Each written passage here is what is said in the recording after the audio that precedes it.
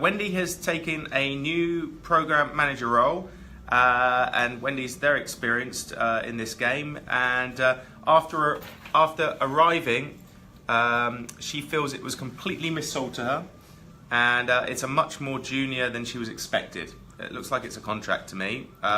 Wendy doesn't want to work for the next 9 months on something at her level, but doesn't also want to let the customer down. What's your view?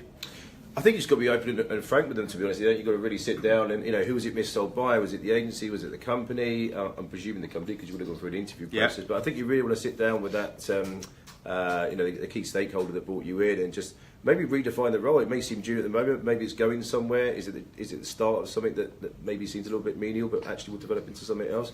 Just got to be really open and frank, and have that really honest conversation and share your concerns. I mean, you're a contractor. It's not the same, obviously, politically, as being a permanent person. I think you are able to have those sort of conversations, and if it's a complete that's a misunderstanding, then I think it's best to get to the bottom of that, or maybe there is something else to the role that's coming up. Fantastic. I think Mark's giving great advice there, Wendy. I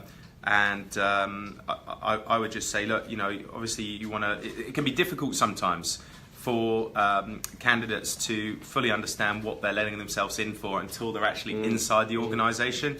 And we hear this a lot, where candidates will go in and then they realise actually it wasn't what they were told. Now, either that's going to suit you and you're going to have to deal with it and you're going to run with it. But if, in this case, Wendy, exactly as Mark says, I think you need to go back to the key stakeholders and reaffirm what they brought you in for, and if it's going to add value to the business having you in that role, or positioning you another part of the organisation if you're enjoying it. And if it's not something that can work for both parties, then you've got plenty of time to give them some notice to find someone else, rather than let them down. You could just stay on board till they find someone else, maybe find a replacement, and help them see it through in some way, shape or form. So, that is great. That is great advice, and that last bit of advice there is really key, because you see it so many times where people leave and then they have to do a new re-onboarding, and all that tacit knowledge that was built up, even for a limited time, gets lost, and then the new person comes in and they have to start that again. So great advice there, Mark.